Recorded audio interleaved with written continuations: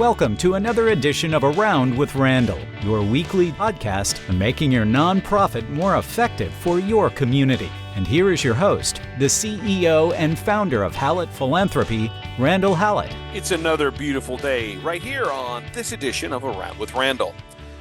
We jump into an area that I may not be the world's greatest expert at, but I think the conversation today and the ability for me to guide some thoughts are probably really appropriate, because I think about this more in a process way, in a organizational, reputational way, rather than the detailed way. And what we're talking about is what happens when, on the ever-present, omni-knowing world of social media, something bad is said about your nonprofit. Why is this a problem? What can you do? And really breaking it down into organizations that obviously have assets and human talent that can deal with this, to smaller nonprofits where maybe there's not as much human talent or human opportunity because we're smaller, we're doing more things. How do smaller organizations deal with this? As normal, we'll start at the top, break our way kind of down towards the tactical, and we'll start with the bigger conversation around why is this so important? What are some of the applications and reasons, things to be concerned about? Now, I had to go look this up because there could be bad things being said about me on social media right now, and I would have no clue because I've got no social media. I'm more of the, hey, pick up the phone and call me or text me. So I don't know what people are saying about me, and part of me really doesn't care, although I probably should based on what I'm going to tell you right now. There have been several studies around the way in which negative, bad information is shared. And frankly, I found some of this to be somewhat disconcerting, to say the least. Really, the first landmark study in how the world communicates using social media, particularly with bad news, was a 2018 study done by the publication Science. And what it found is that false news, rumors, innuendos are more critical in terms of how the speed and the impact of what they transverse their particular networks.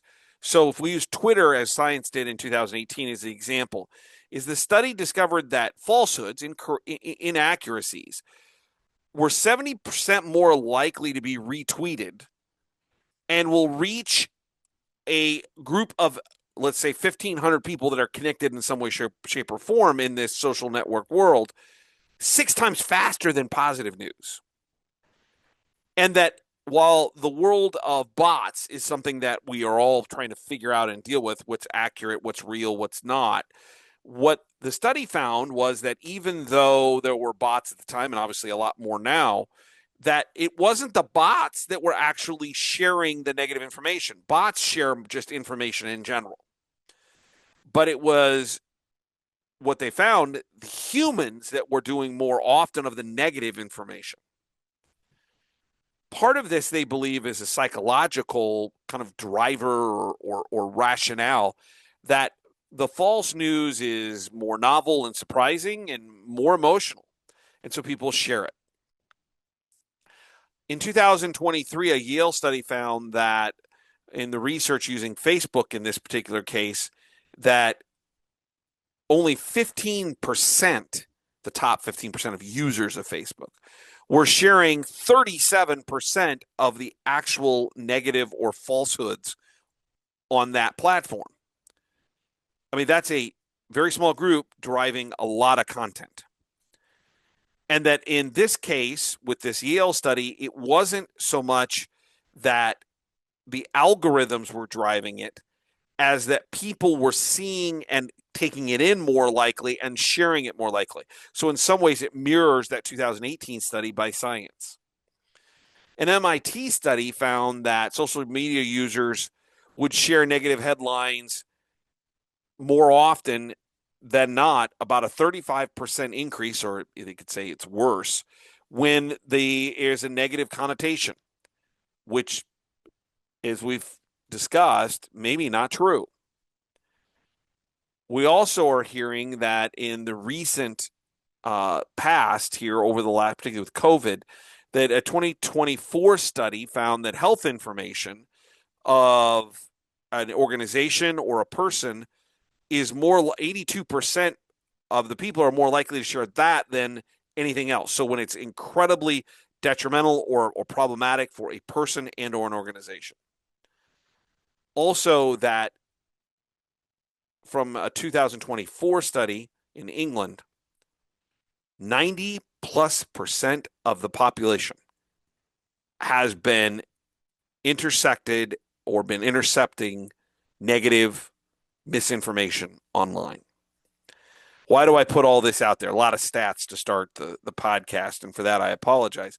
But the reason why is that it's going to happen to everybody. There are going to be falsehoods and things said, and our organizations, which are truly built on the concept of trust, frankly, the fact that we are tax deductible, tax free, don't have to file taxes or pay taxes, file our 10 our files at the 990s, but are all based on trust.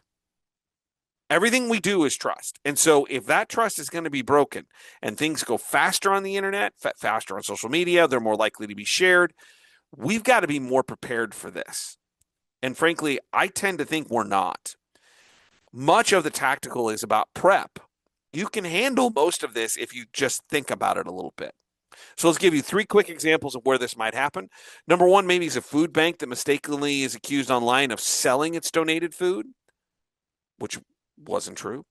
Another example is maybe a nonprofit theater company is misrepresented online or on social media about closing due to management, but frankly, they're planning renovations. The third is that all of a sudden a hospital or a university is cutting programmatic or something in the organization, which probably is not true. These are 3 examples which can happen instantaneously. There are costs when this happens. Before we jump into the tactical of how to avoid this, we have to understand what the outcomes are when it does happen. Number 1 is reputational damage, and that's back to that trust. That once it begins to erode, rebuilding it, that credibility that it takes to raise money, to build those relationships with the people who believe in you, it takes time. It's not going to happen instantaneously. We need to be aware that as the world condenses, as I think about it, or it shrinks based upon the speed and the accuracy, sometimes not accurate at all, but certainly the prevalence of social media and electronic communication, the world's shrinking. More people are going to know. And if we have reputational damage, that hurts our ability to do what we're supposed to do in the community through our missions, making the world a better place. Number 2 is donor hesitation. If you have a lot of bad stories, you have donors who say, well, I'm not going to put money into something that's either going to fail, or so they perceive, or it's going to be cut, or it's going to be changed, or even if it's not true. I think about this often with my children. How do you get them to verify facts? We do this academically with a 12 and 8-year-old. Verification is pretty loose at this point, but the point or the exercise I'm always asking is, how do you know that's true? But the problem is, I don't think most people do that. I think they just take it on face value. Well, that has to be true. It's on the internet. Internally, number 3 is this hurts staff morale. If they believe things are going to be a problem, you might have a sense of demoralization that occurs, that maybe they look to do other things because they don't know. So, or they just are not very efficient or effective or positive with the people you need them to be. So if you're not prepared for these moments, your staff internally probably isn't as positive or engaged as we want them to be. The final thing is that if we don't prepare, we're left really trying to solve 4, 5, 6 things at once rather than just executing plans that may be prepped a little bit. The reason why that's important is the last one is this is operational disruption. Particularly in a smaller nonprofit, you have fewer people doing more things that are very important to maybe the day-to-day operations of the organization, the functionality of it. And all of a sudden, if you're not planning this out or thinking about it in a strategic way, you then get the whole staff trying to, put out a fire instead of just kick the smoldering twigs away. Do it quickly, do it effectively, but all of a sudden everybody panics and you don't get anything done. So not only is there morale, there's maybe operational disruption to what you're supposed to be doing. Whether it's the reputational damage, donor hesitation, staff morale, or operational disruption, the problem we have is we got to deal with this. Because if we don't, what ends up happening is we have chaos. And so, what are the things that we can do to be prepared? What are the steps that we can take to be ready for all of this? So, let's start right at the top. The tactical ways, and there are, I believe, 6 that I've identified. The first is that you have to be able to know that it's happening. So the perfect contrarian to this is me. You don't be me. Because I don't have social media. If Facebook's a bunch of people saying, I'm an idiot, which actually may be more factual than not true, but not positive, I wouldn't know about it. And so the first thing is you've got to find ways of making sure that you are in the know when it does happen. How do you do this? Well, there's several things. Number one is you start with your people that are the closest. Do you have staff monitoring social media in general for your organizational names, Twitter, Facebook, Instagram, and those places? Secondly, are you doing the same with your boards?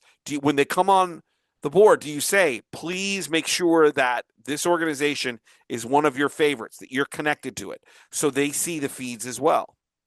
So if you have your board and your staff, and maybe you pick a few key donors or people, you're going to enlarge in very quickly your network of knowledge about exactly what is going on in terms of social media. Number 2 is there are free tools out there. The best one is Google Alerts, where you literally can have Google monitor the internet or Google searches for the nonprofit's name, leaders, names, programs, so that you get an alert when something comes up. That may actually be a good thing. If your marketing department or marketing efforts don't include this to begin with, this is a wonderful thing for you to hear good things about your organization.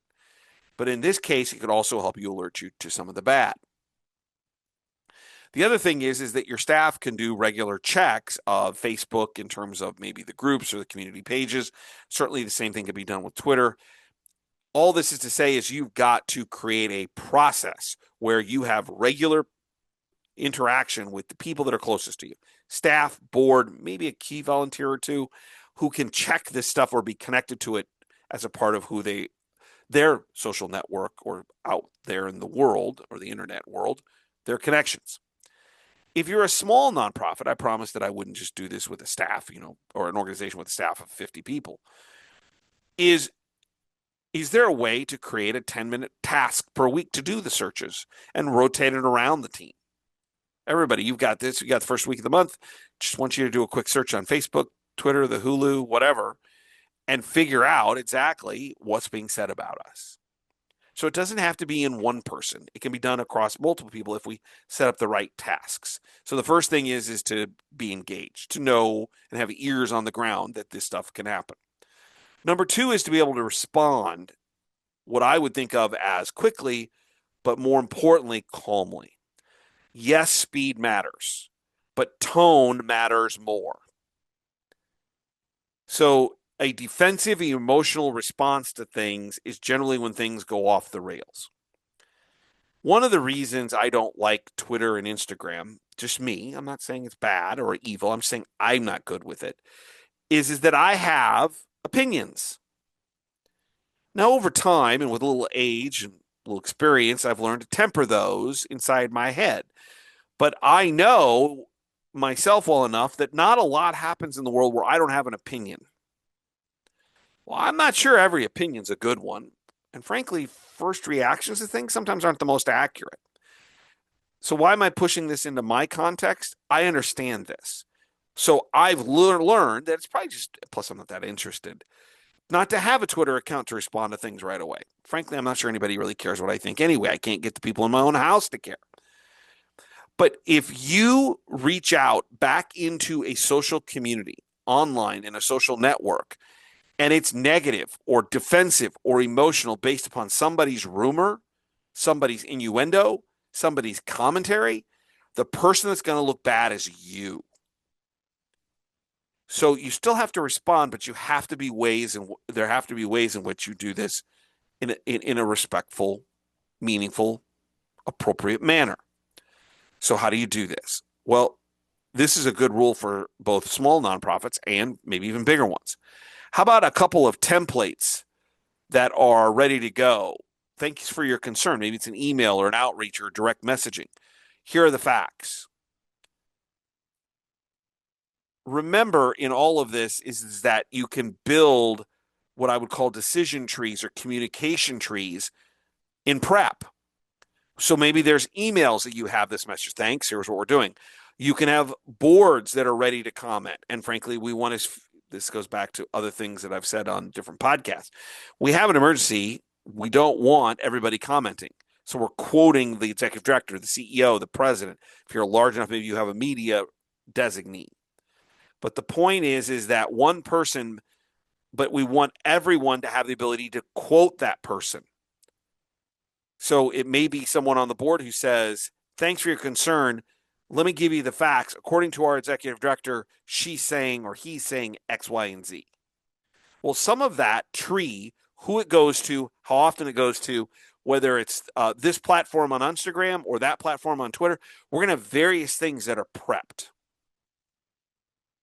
And that in doing so, all we have to do is slide in the information and know where it goes and how to get it out of just what we need in that moment. So it's framed, but the picture's not quite there. And while we do slide that picture in with the details, usually quoting or referring to one person who becomes kind of the outreach coordinator, or if you're big enough, the media liaison.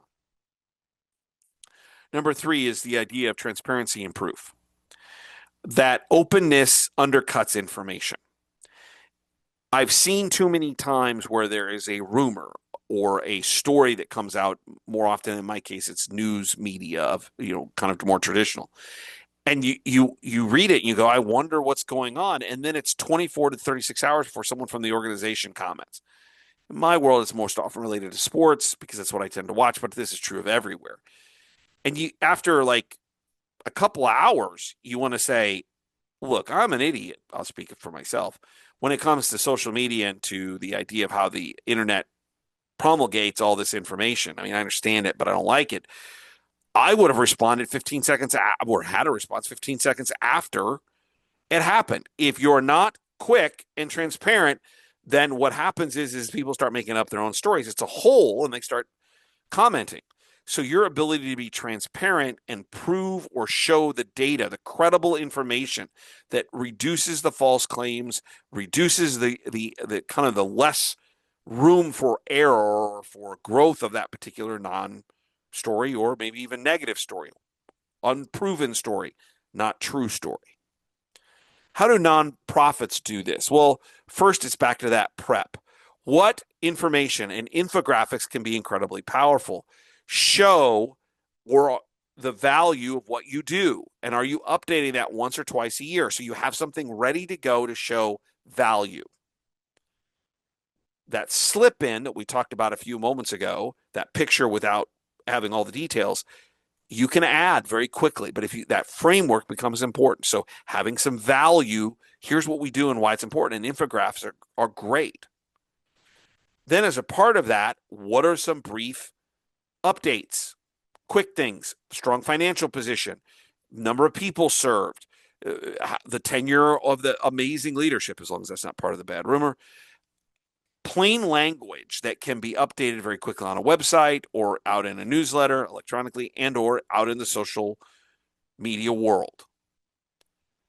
And it's proof, it's data.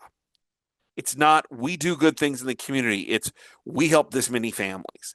Specificity in this case actually becomes important because you want to dissuade any of the other things that may come up if you're not able to show it's just not an opinion. So data and facts, transparency and proof all come together in having the right response.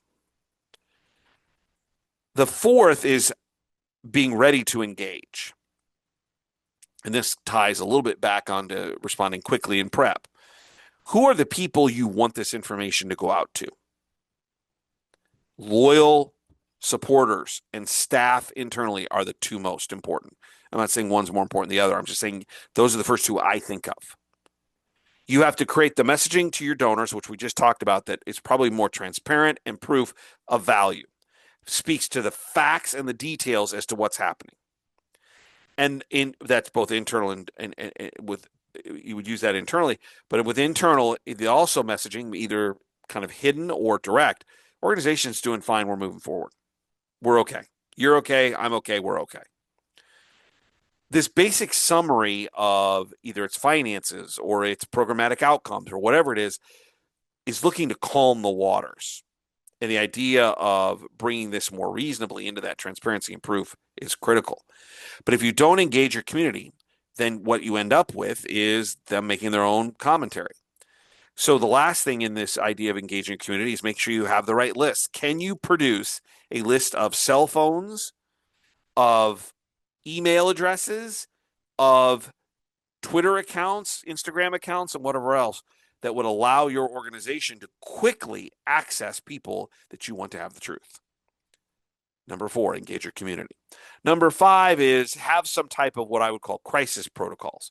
Is there a misinformation playbook that might include things we've talked about?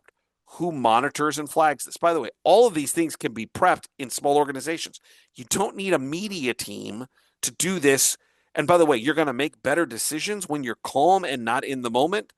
That's why sometimes it's better to have this stuff pre-written. So who's monitoring this playbook? Who decides who's going to respond? We're not guessing or picking somebody randomly. Who's going to give responses, create clarification statements, or decide we're going to go silent? Having these saved statements or templates or the framework that you can slide other information of speeds up the response.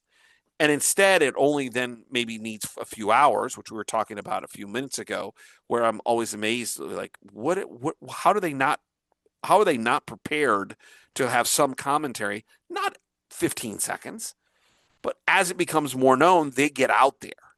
This protocol becomes important. It saves days of stress in a crisis if you have a playbook ready to go. The last is the idea of educating internally. Really, we're talking about staff, volunteers, and I would maybe allocate that to the board. I have seen when these things happen that there's a lot of well-meaning staff and volunteers who, by what they say publicly or what they do, actually escalate the misinformation in ways that hurt us even more. So you should be having staff training talking about their role in communication, direct, indirect.